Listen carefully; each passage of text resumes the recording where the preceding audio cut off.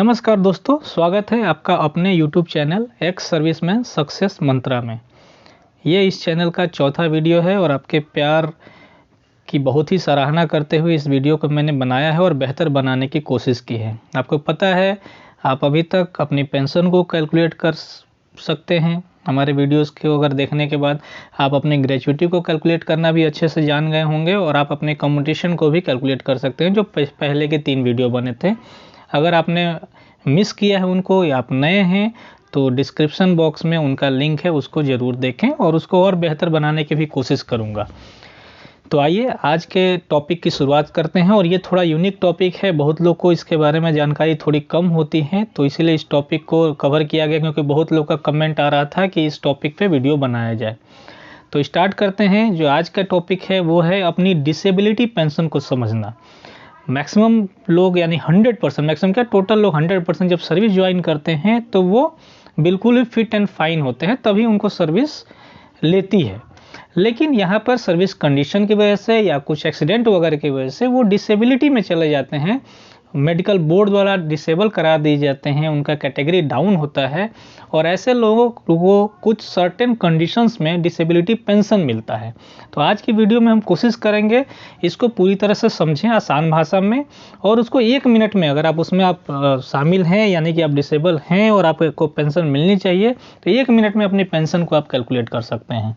तो अगर आप इस चैनल पर नए हैं तो ज़रूर इस चैनल को लाइक करिए, सब्सक्राइब करिए, ताकि आगे की अपडेट आपको मिलती रहे, और अपने दोस्तों के साथ भी ज़रूर शेयर करिए। तो स्टार्ट करते हैं आज का वीडियो। डिसेबिलिटी पेंशन, जैसा कि नाम से है, जो आपको नॉर्मल पेंशन मिलती है उससे अलग अगर आप डिसेबल की कैटेगरी में आते हैं, यानी मेडिकल बोर्ड द्वारा आपको डिसेबल घोषित किया जाता है, तो उस कंडीशन में कुछ सर्टेन क्राइटेरियाज अगर आप फुलफिल्ड हो रहा है तो सर्विस आपको उस पेंशन के अलावा एक डिसेबिलिटी पेंशन का एडवांटेज बेनिफिट देती है। तो सबसे पहले वो क्राइटेरिया जानते हैं क्या है।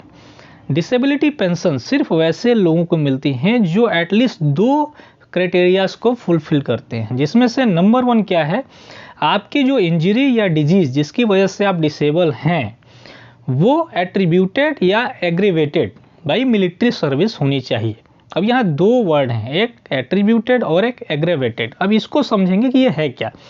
एट्रीब्यूटेड का मतलब होता है caused by service during exercise या रेगुलर जो आप काम कर रहे हैं।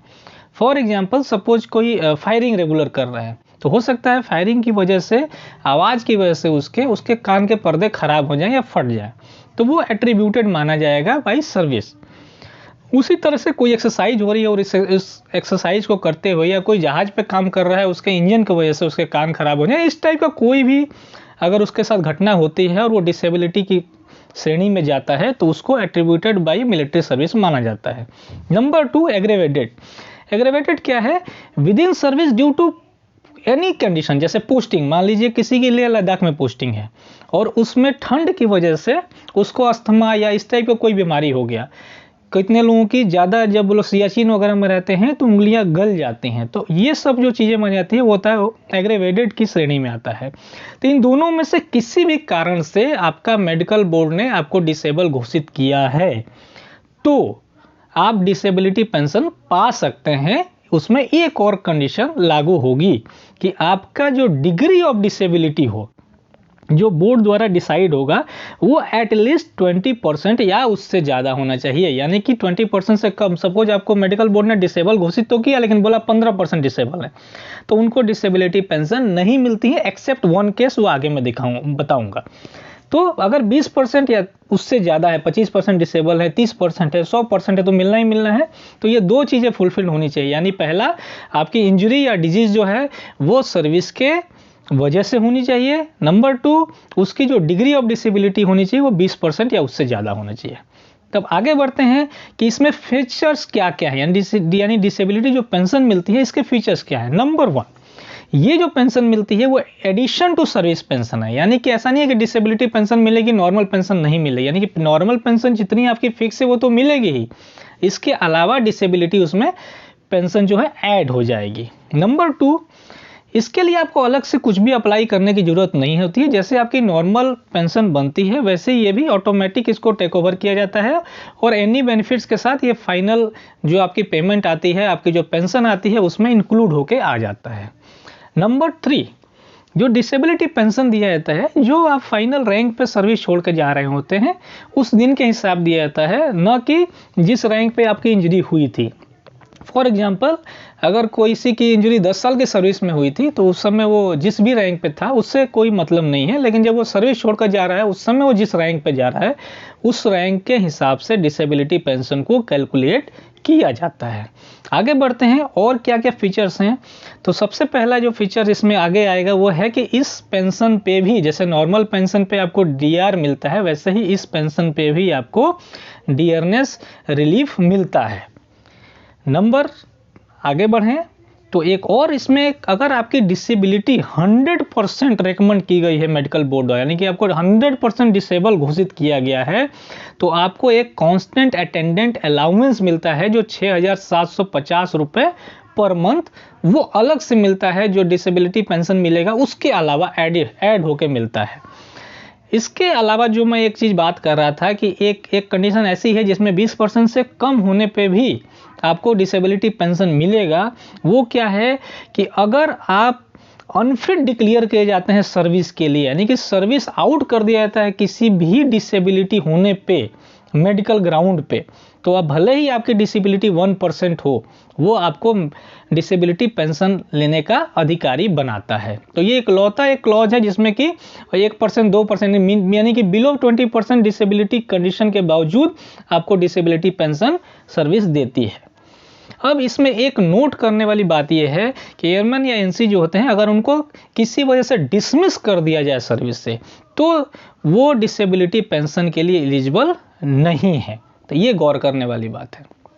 अब आते हैं कि इसको कैलकुलेट कैसे करते हैं। डिसेबिलिटी पेंशन का जो परसेंटेज में आपने सुना होगा वो परसेंटेज ऑफ डिसेबिलिटी से कैसे मेल खाता है, तो इसको थोड़ा हम समझेंगे।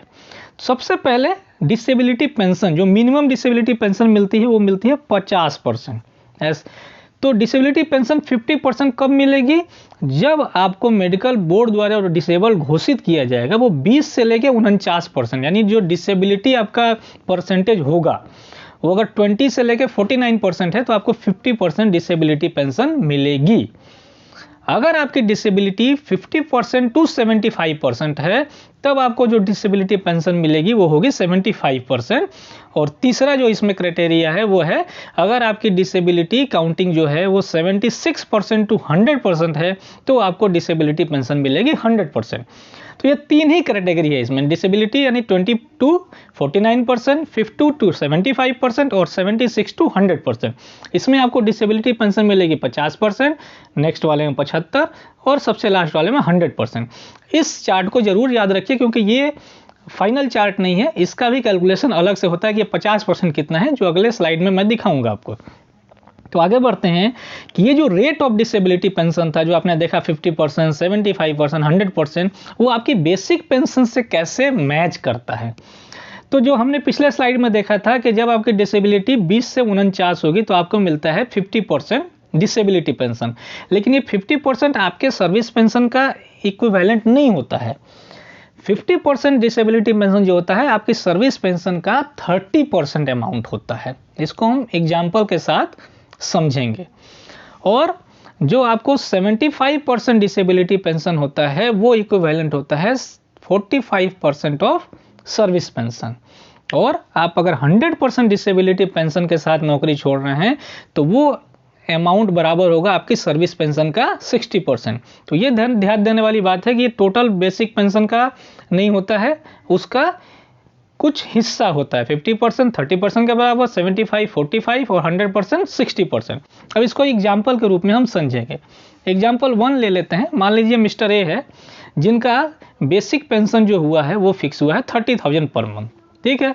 अब केस 1 लेते हैं इस बंदे का। मान लेते हैं कि इनको मेडिकल बोर्ड द्वारा रिकमेंड किया गया है कि ये 20% डिसेबल हैं, तो इनको कितना पेंशन मिलेगा?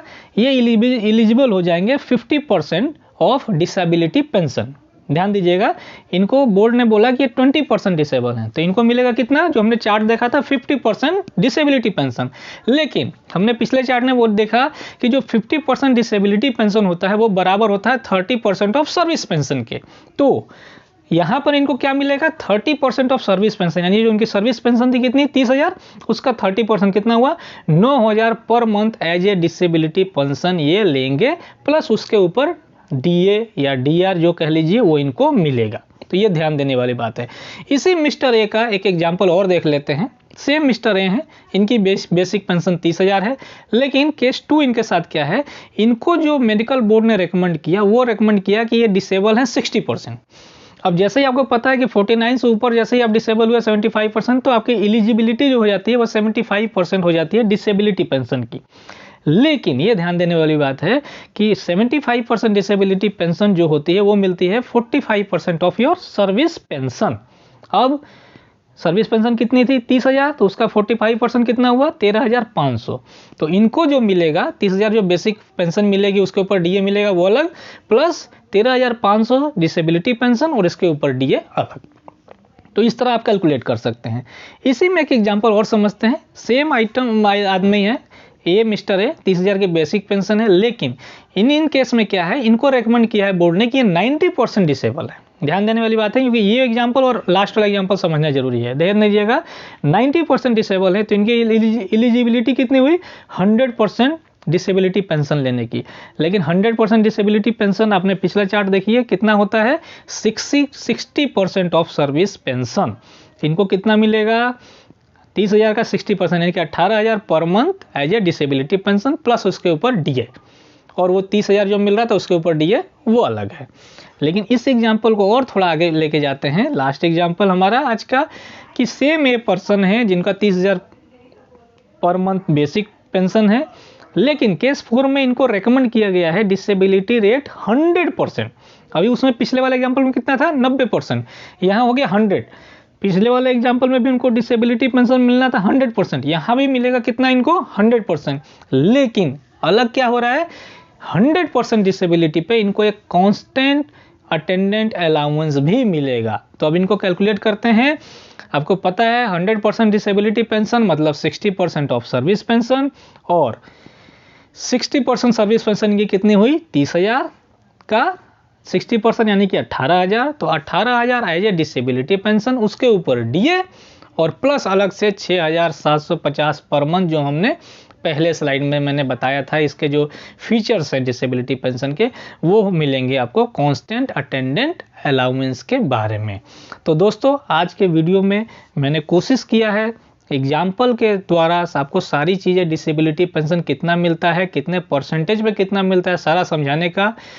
तो इसके ऊपर कोई भी अगर आपको कमेंट करना है तो कमेंट सेक्शन में लिख के दीजिए, तो उसको और क्लेरिफाई किया जाएगा फर्दर। अगर आपको ये वीडियो पसंद आया है तो इस वीडियो को लाइक ज़रूर करें, अपने दोस्तों के साथ शेयर करें जो डिसेबिलिटी कंडीशन में हैं या जो नहीं है, ताकि वो भी आगे उसको भेज पाएँ। इस चैनल को अगर अभी तक आपने सब्सक्राइब नहीं किया है तो ज़रूर कर लें, क्योंकि ऐसे ही वीडियोस आपको मिलते रहेंगे, लेटेस्ट अपडेट मिलती रहेंगी। और अगर आपको कोई भी पिछला भी वीडियो नहीं देखा है आपने, जो कि पेंशन के ऊपर था, जो कि कम्यूटेशन के ऊपर था, जो कि ग्रेच्युटी के ऊपर था, तो डिस्क्रिप्शन बॉक्स में जाके डिस्क्रिप्शन लिंक वहाँ पे दिया हुआ डिस्क्रिप्शन में आप उसको ज़रूर देखें। नेक्स्ट वीडियो तक के लिए जय हिंद, जय भारत।